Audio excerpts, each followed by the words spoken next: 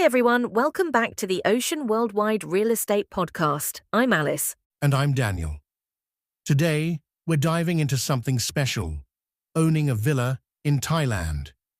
It's a dream for many, but there are some important rules to know, especially if you're a foreigner. Absolutely, Daniel. Thailand is an incredible place with rich culture, beautiful landscapes, and warm people. But buying property here as a foreigner comes with some legal twists and turns. Today, we're going to break it all down for you so you can make informed decisions about owning property in Thailand. So, Alice, let's start with the basics. Can foreigners own property in Thailand directly? Great question, Daniel. While foreigners can buy condos, there's a limit. They can only own up to 49% of the total units in a condominium project. When it comes to land or houses, though, it's more complicated. Foreigners aren't allowed to own land outright, but there are alternative methods to secure long-term access and use. That's good to know. One common option I've heard of is leasing. How does that work? Yes, leasing is a popular choice. Foreigners can lease land or property for up to 30 years, with the possibility of renewing for 2 additional 30-year terms, totaling up to 90 years. It's a great way to enjoy your dream villa without dealing with direct ownership complexities. Sounds pretty straightforward. But what should people watch out for with leases?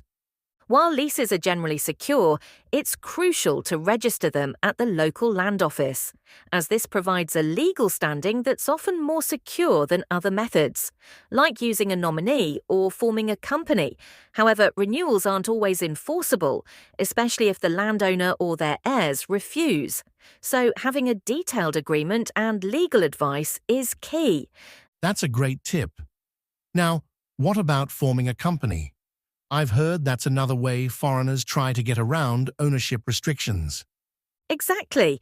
Forming a Thai limited company is another route where foreigners can hold up to 49% of the shares, with Thai nationals holding at least 51%. This allows you to indirectly own land.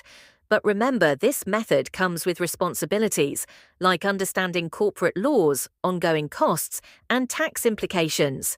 And speaking of taxes, what should people keep in mind if they're going this route?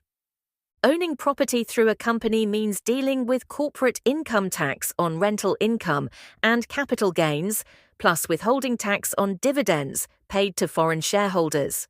It's definitely something to plan for, and consulting a tax advisor is essential. It sounds like there's a lot to consider. What about using a Thai spouse for ownership? Is that a viable option? It can be, but it's not without risks.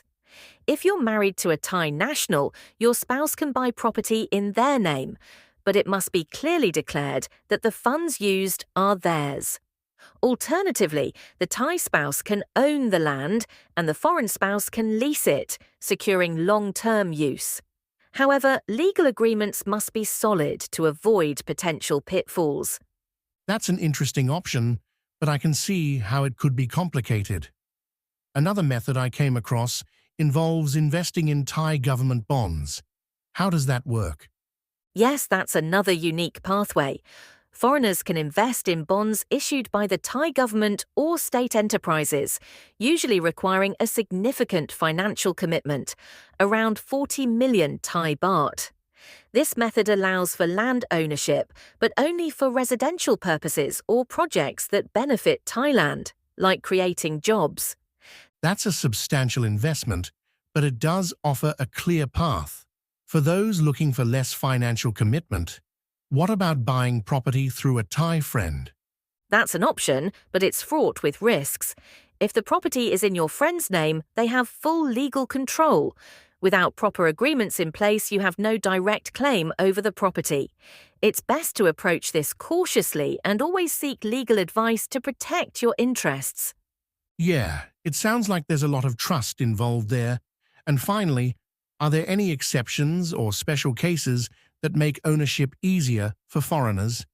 Absolutely.